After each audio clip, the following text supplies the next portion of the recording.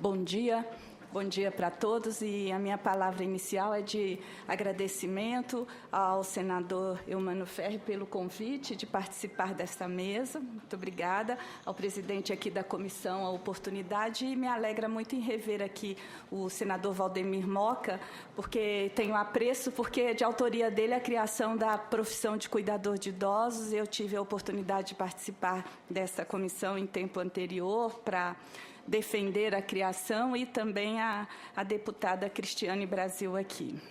Bom, obrigada. Falar um pouco que olhar que nós temos. Vocês veem este idoso que está olhando para o infinito, e talvez na cabeça dele esteja a seguinte pergunta: que país é este? Ou que país é este, conforme diz o título da música da Legião Urbana, né? Que país é esse que é extremamente contraditório, porque ele investe muito e investiu na redução, por exemplo, da mortalidade infantil. Hoje nós temos os indicadores extremamente favoráveis. Ele investe na criança, mas abandona os seus idosos à própria sorte na sua velhice. Não é? Então, é tão significativo que me traz assim um sentimento, por exemplo, a ausência da representação aqui do governo federal nesta mesa. Eu acho que eu preciso destacar isso, porque talvez já seja um pouco do reflexo de como se trata esta população idosa do nosso país. Eu trago aqui uma citação do Sênega, que diz que nenhum vento sopra a favor de quem não sabe para onde ir. Eu acho que nós sabemos o que queremos para a população idosa, mas este vento não tem soprado a favor. Um cenário muito rápido para vocês verem, documento recente publicado pela OMS, que diz o quanto que o mundo estará envelhecido. Não teremos tempo de considerar isso, mas cada vez mais pessoas idosas estarão presentes no nosso cenário. E o Brasil continua envelhecendo, vai envelhecer cada vez mais, não é? Este é o retrato. Isso não é mais novidade para boa parte da população.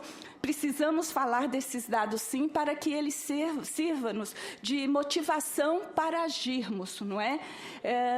E aí, quando trazemos para o nosso cenário, tem este discurso de que estamos envelhecendo, mas nós não temos a oferta das políticas necessárias para atender a este segmento etário que tão precisa. Não esquecer que envelhecimento é conquista, é triunfo, sim, precisa celebrar. Envelhecer com dignidade é um direito humano fundamental. Nós precisamos não esquecer disso. O Brasil já alcançou a longevidade, e agora o nosso grande desafio é ter dignidade a esses anos que nós conquistamos. Não sendo problema social, o envelhecimento também apresenta-nos alguns desafios extremamente importantes. Quando eu vejo essa senhora de cabeça baixa ali, eu fico a pensar, e a Carla já destacou o número dos nossos brasileiros idosos, 26 milhões de pessoas, que não são visíveis nas políticas públicas, que estão ao léu, estão abandonadas em suas casas, à espera de uma ajuda, não é? Muitas vezes elas são achadas, e não pela política, mas por um vizinho que se sente incomodado com aquela situação, e aí vai aos órgãos de justiça, a delegacia, a defensoria, a promotoria. Então, quem tem assumido muito este cuidado não é o Estado, na sua pessoa, do executivo de oferta de políticas públicas, mas é a judicialização do envelhecimento. Vai buscar no campo do direito, pela lei e não pelo aquilo que ele tem. Então, é verdade, para muitos brasileiros, em vez de ser essa melhor idade, acaba sendo a pior idade. E é nesse sentido que nós chamamos a atenção e desejamos que isso aconteça. E o Brasil tem um marco legal extremamente reconhecido, eficiente, mas é um simbólico. Não é? E nós temos Política Nacional do Idoso, Estatuto do Idoso, Política Nacional de Saúde do Idoso, nós temos o SUAS, Sistema Único de Assistência Social, nós temos o SUS, que é o Sistema Único de Saúde, ou seja, nós temos um conjunto de políticas públicas que, em tese, simbolicamente contemplam as necessidades, mas na prática está muito longe de oferecer. E considerando o pouco tempo que nós temos aqui, eu queria chamar a atenção de um dos grandes desafios importantes que nós temos, é a política de cuidados para pessoas idosas. Eu acho que esse é o maior agravante. Quando eu olho, por exemplo, para aqueles idosos, e a Gita Deber, que a Carla já citou, ela diz que para os idosos que estão muito bem, nós avançamos algumas coisas, e eu trago como exemplo os centros de convivência, que já é uma prática no cenário todo brasileiro.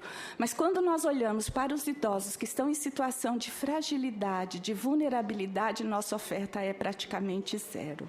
Então, já foi citada aqui a questão das instituições de longa permanência para idosos. E eu venho da cidade de São Paulo, e a situação de São Paulo não é diferente do resto do Brasil. Na nossa cidade, nós temos hoje cerca de 400 vagas em instituições públicas conveniadas com assistência social. Né? Insuficiente para a demanda. E nesta terra de que não tem nada, quem ocupa essa vaga é aquele idoso que foi achado, foi abandonado lá pela comunidade e entra, na maioria das vezes, pelo Ministério Público para usar esta vaga. Então, aquelas famílias que precisam de uma vaga para institucionalizar o seu idoso, elas não têm acesso a isso.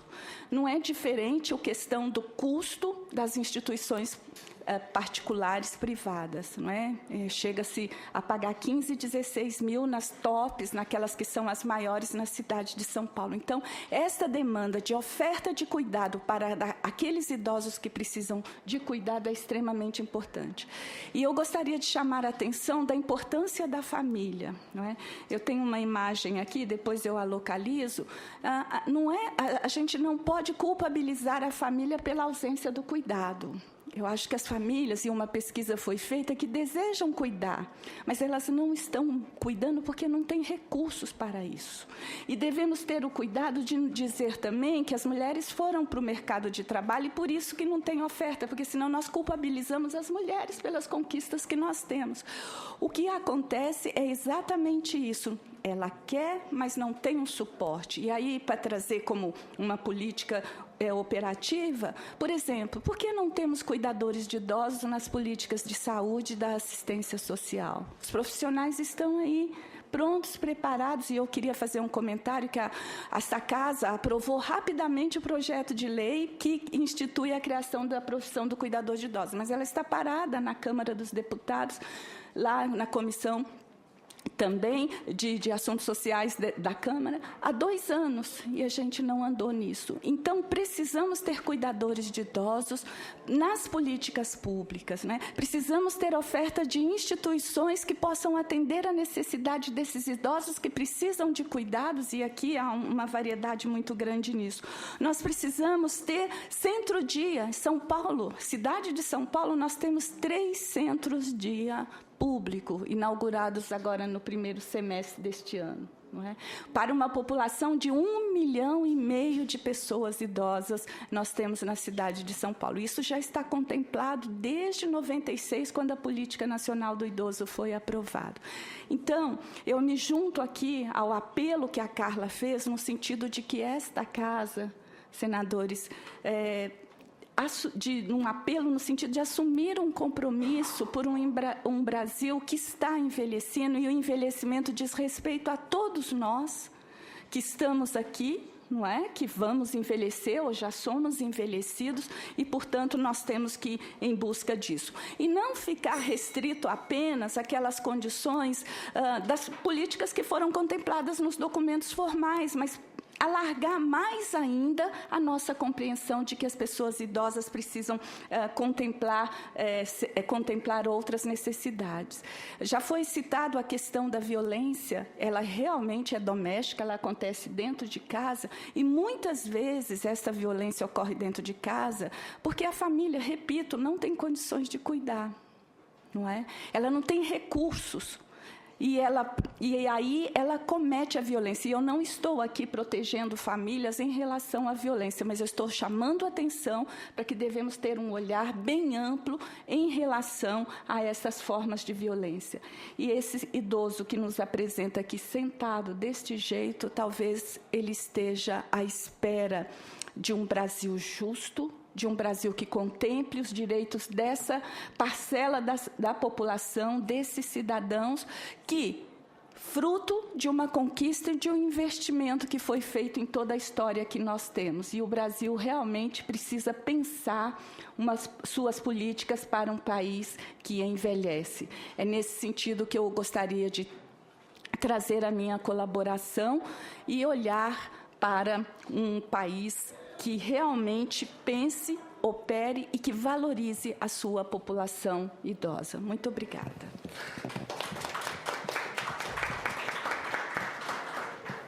Ao agradecer a doutora Marília, concedo a palavra à doutora Paula Regina Ribeiro, que é defensora pública do Distrito Federal e especialista em gerontologia e saúde do idoso. Bom dia a todos e a todas. Está dando para ver? Agora, liguei. Bom dia a todos e a todas. Gostaria de cumprimentar a todos aqui presentes na pessoa do presidente, do senador Edson Lobão.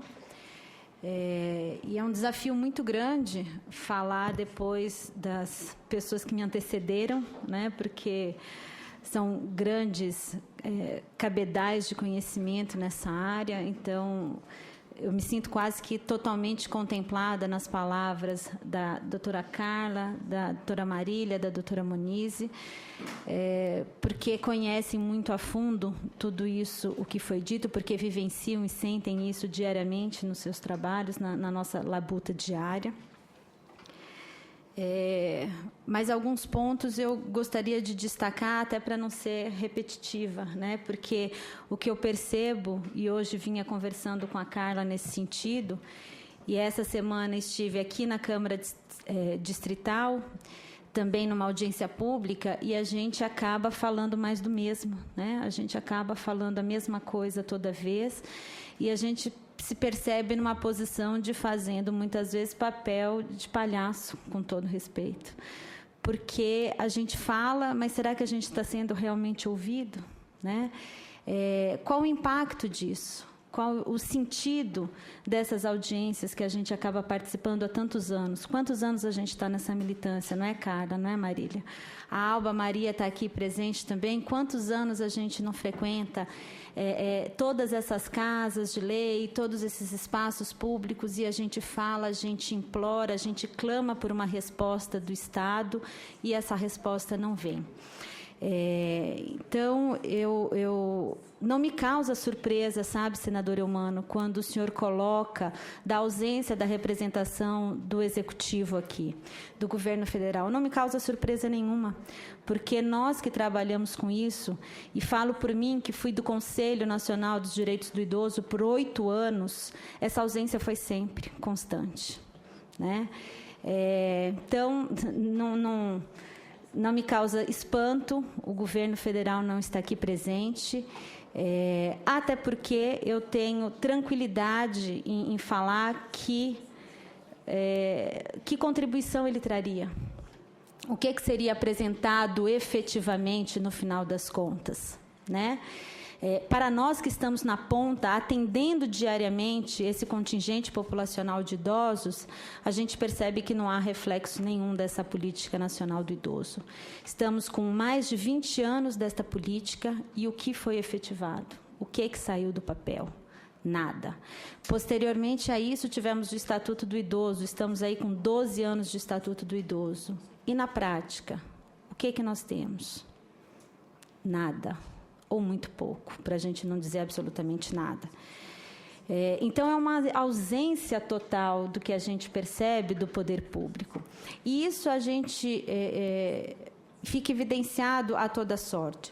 Estou realizando uma pesquisa aqui no Distrito Federal, que inclusive é o tema da minha dissertação do mestrado, que eu estou concluindo, e o que resta muito evidente é que, na verdade, a política do idoso ela não está evoluindo, ela está involuindo. Para os senhores terem uma ideia, e eu trago dados concretos agora e atuais do Distrito Federal, em 2014 nós tínhamos 976 idosos sendo atendidos em serviços de convivência e fortalecimento de vínculos, que são os chamados centros de convivência. Agora, até outubro de 2015, nós tínhamos apenas 704 idosos tendo esse mesmo atendimento. Isso para uma população de mais de 400 mil idosos no Distrito Federal. Então, quantos idosos efetivamente estão sendo atendidos? Menos de 0,5% da população? Isso efetivamente é algum atendimento? Ou a gente está fazendo de conta que a população está sendo atendida? Então, nós não temos uma política do idoso. Também penso, senhores senadores, que o que a gente precisa não é de mais leis. Sei, deputada Cristiane Brasil, que a senhora tem um projeto de lei que estabelece a Política Nacional de Cuidados, né? Estive estudando esse projeto. Acho, sinceramente, que é um projeto belíssimo. Mas me angustia em imaginar que vai ser mais uma letra morta. E é isso que eu sinto efetivamente. Porque se nós não temos uma política nacional do idoso com mais de 20 anos sendo efetivada, sinceramente eu não consigo imaginar que simplesmente com mais uma lei é isso que vai conseguir efetivar a política de cuidados. Como bem disse a doutora Marília Berzins, é uma política premente, é uma política mais do que necessária, mas é uma política que ela já está inserida na Política Nacional do Idoso e no Estatuto do Idoso. Bastaria que ela saísse do papel e que todos esses serviços que já estão ali previstos, centros de convivência, centros dias, casa-lar, casas de passagem ou acolhida, dependendo da nomenclatura, e LPIs, elas fossem efetivamente cumpridas. E é o que a gente não tem. Então, muito se orgulhou, alguns anos atrás, de dizer, e isso foi propalado, e o governo federal dizia isso com muito orgulho, que menos de 1% da população idosa ela vivia em instituições de longa permanência. Então, que era um mito dizer que os idosos estavam aí, entre aspas, abandonados. Mas não. Gostaria aqui de levar isso como um motivo de uma reflexão. Por que será que menos de 1% da população idosa está numa ILPI? Será que é porque realmente ela está sendo bem cuidada por suas famílias? Ou é porque eu não tenho ILPIs em número suficiente? Porque nós temos filas e filas e filas de espera. Aqui no Distrito Federal, dados recentes, isso da semana passada, no último levantamento que eu fiz, nós tínhamos 96 idosos esperando por uma vaga em LPI. E temos tão somente 229 vagas conveniadas com o Distrito Federal. Como bem colocou a doutora Monize, nós no Distrito Federal não temos nenhuma instituição pública, nenhuma. Então, os idosos ficam submetidos a essa forma de tratamento. Os idosos independentes não são atendidos nos serviços de convivência e os idosos dependentes e que sofrem algum tipo de vulnerabilidade ou estão diante de algum risco social também não têm nenhum tipo de atendimento. Então, onde está esse idoso? Onde está esse idoso? Considero também, doutora Marília, como a senhora bem colocou, que a responsabilidade não é só da família. A gente joga um encargo e um peso muito grande na família, né? A família, sim, tem a obrigação dos cuidados, como bem estabelece o Estatuto do Idoso no seu artigo 3º. Mas também o mesmo Estatuto do Idoso estabelece lá no artigo 10 que compete ao Estado a efetivação das políticas públicas. Ora, isso é um somatório. Se a família não tem o apoio dessas políticas, como que ela poderá exercer esse cuidado? Ela não está se omitindo desse cuidado de maneira nenhuma. Porque, efetivamente, o lar ainda é um locus de afetividade. Por mais que tenhamos todas as dificuldades, ainda é o melhor local para se cuidar, ainda é um local de grande afetividade. Mas com que estrutura? Com que amparo? Cadê a nossa política de cuidadores domiciliares que está previsto na legislação há mais de 20 anos e muito pouco foi executada? No levantamento que eu fiz, nós temos 2 iniciativas no Brasil inteiro de um cuidador domiciliar, que é em Minas Gerais, que é o programa Melhor Cuidado, e em São Paulo, que é o PAI, o Programa de Acompanhante de Idosos. E no restante das outras 25 unidades da federação, o que nós temos? Então, não basta pensarmos, como se propala, numa cidade amiga do idoso. Não, nós precisamos de uma cidade acolhedora para todos. A cidade ela tem que ser amiga da mulher, da pessoa com deficiência, do idoso, do negro, de qualquer um. A cidade ela tem que estar preparada para todas as gerações. Nós não podemos criar a ditadura das gerações, cada uma no seu espaço. Nós precisamos ter ambientes intergeracionais. Então, não se pensar só numa cidade para o idoso, mas numa sociedade para todas as idades, efetivamente. E aí eu concordo quando foi colocado aqui, né? Envelhecer é uma conquista? A gente questiona toda vez. Será que realmente envelhecer é uma conquista? Eu acho que envelhecimento só passa a ser uma conquista social quando nós pensamos e refletimos nesse pertencimento. Todos nós somos potencialmente idosos. Então, quando a gente milita em favor da população idosa, não é porque é uma causa bonitinha, não é porque vai me dar destaque, não é porque eu vou aparecer na mídia. Não, é porque eu sou egoísta mesmo, porque eu estou aqui defendendo os meus interesses do futuro. Porque o que a gente percebe na prática é que se nós hoje não defendermos esses direitos, daqui a alguns anos, quando eu for a beneficiária direta desse direito, eu não vou ter mais direito nenhum. Né? Então, não é uma relação de altruísmo, mas sim é uma relação de sobrevivência. Então, eu peço que a gente avalie, sim, e reflita que o idoso, ele está inserido, na verdade, no maior fosso social. Né? Esse idoso está realmente escondido embaixo do tapete. E a gente não pode mais continuar pactuando com essa situação.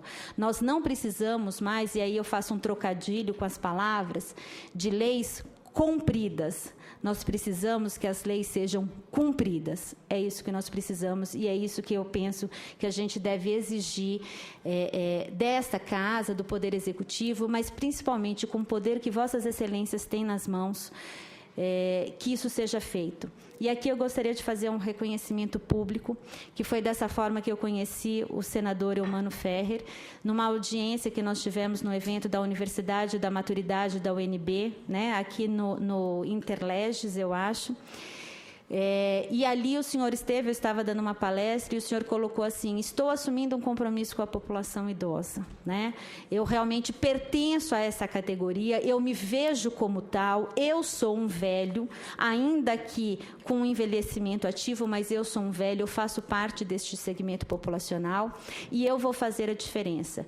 E te digo, senador Eumano, que já há quase 2 meses eu ando em contato com a sua assessoria parlamentar e eu vejo que esse dia de hoje é o início dessa diferença. Então, eu gostaria de parabenizá-lo por essa iniciativa. Muito obrigada, presidente.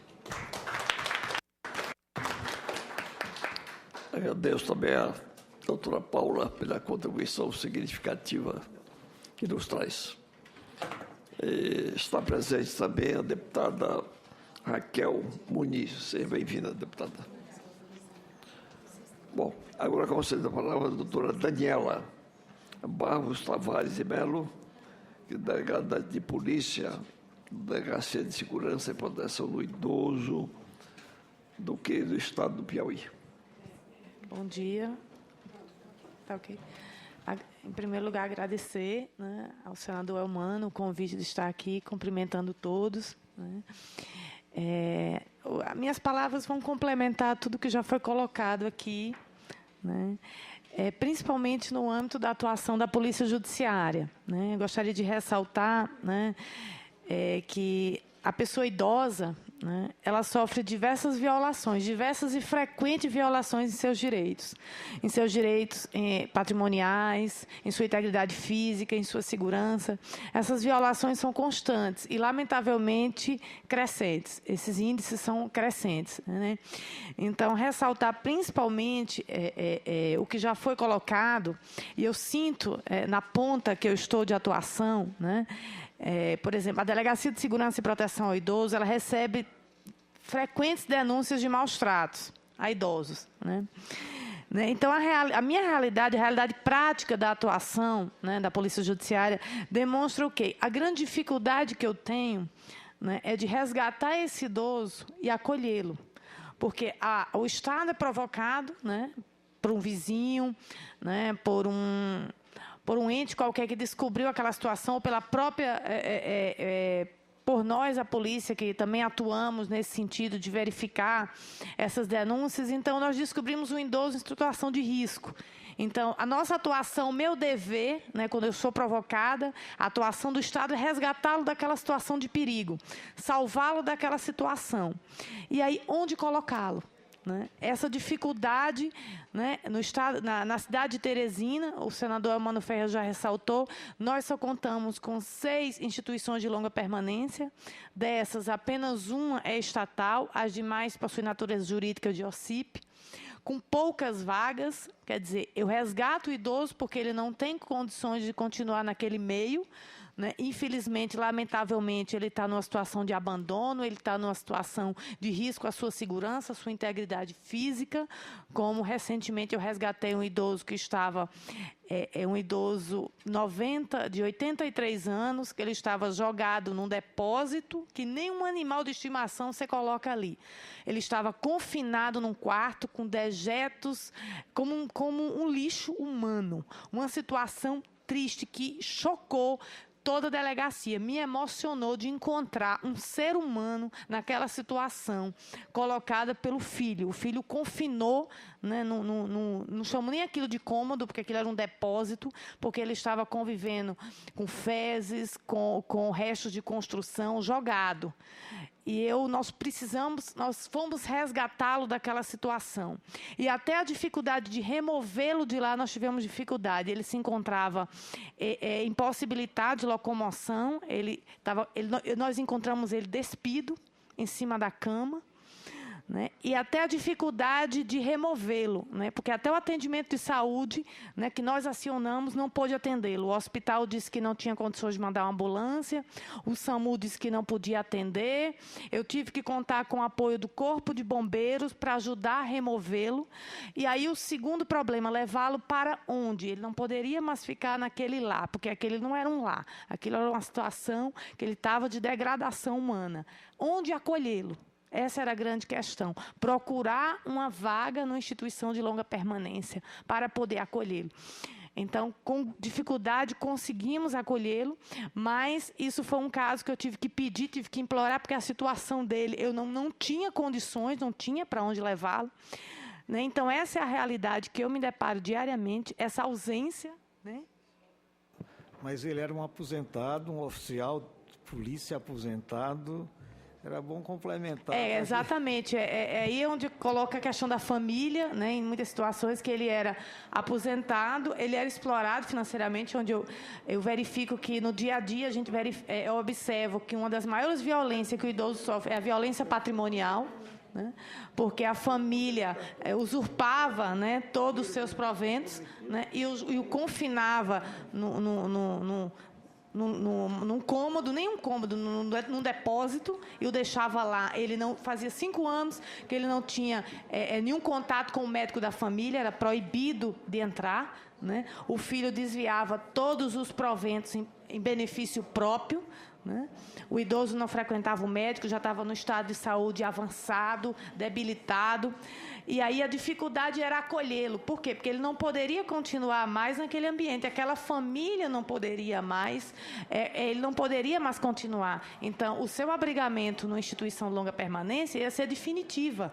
Ele não tinha como ter o retorno àquela família que o maltratava daquela forma e só usurpava do seu patrimônio. Então, a ausência de uma política pública que ampliasse essa rede é de fundamental importância, porque hoje a cidade de Teresina, por exemplo, só conta com 6 instituições, né? Apenas uma estatal, né? Hoje eu só conto com 10 vagas disponíveis, né?